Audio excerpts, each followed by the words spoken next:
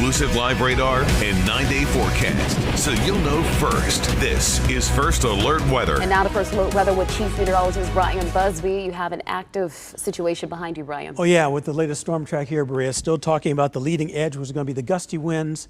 All the torrential rainfalls also adding to the winds to be pretty strong as well. At least 50, 60 miles an hour have been reported out there. Still giving the latest storm track as it's moving from eastern Jackson County into western portions of Lafayette County as well. The counties you see in blue, that's still a severe thunderstorm watch that stays in effect until midnight.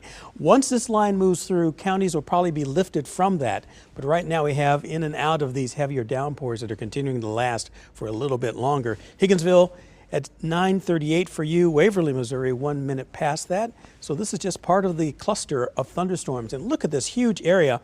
Now notice how there's less yellow the farther west you go. So there's heavy rain every once in a while, torrential downpours, yes, but not as much of the wind that's going to be out there. But this is also extending now, going for Bates County, Henry County, going all the way up almost to Livingston County too. So this is the line, but behind it though, we're going to have to worry about, once again, the torrential rainfall is going to cause some issues here and there. Let me kind of circle what is going on. This is going to be the area right in here from Trenton to Chillicothe that's going to have the better chances of some of those heavier downpours and the gusty winds. Still, segments of this line have some of those embedded thunderstorms.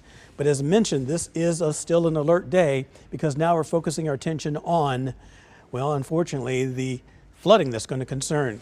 And that's going to go until tomorrow morning. Aerial flood warnings and flash flood watches continue. Here are the flash flood warnings themselves in that same area I just pointed it for you. Not everybody's getting it, but still, it's not going to take much. We've had so much rain and the ground's still saturated that flooding is still going to be the issue, and even up and down the Missouri in some of the minor tributaries, that's going to be the problem. As we're looking here, power outages are also an issue, especially farther to the east and northeast, going toward Cameron. Otherwise, spotty conditions here and there as far as the power is concerned. TVU camera looking back toward the west, we have cloudy skies and a few rain showers being reported. 78 degrees with a west wind at 11 with a gust of 21 miles an hour. That's the front that's moving through. You can see the collision of air masses. Still warm and humid to the southeast, not quite as warm out to the west. But here's where it's happening. Once again, rain showers moving in from Kansas across Missouri and then going farther to the east and northeast. Periods of the rain will continue. According to First Alert Future Scan, we're going to see this for a while. As I'm stopping at 11 o'clock, still some heavier downpours, and then it sets up a little farther to the west, but still doesn't really turn off until right before dawn tomorrow. The exclusive First Alert 9-day forecast calms down a little bit tomorrow, and on Thursday, the 4th of July itself, we have the possibility of some rain showers and thunderstorms, and that's going to cause flooding concerns as well, and some of them could be severe.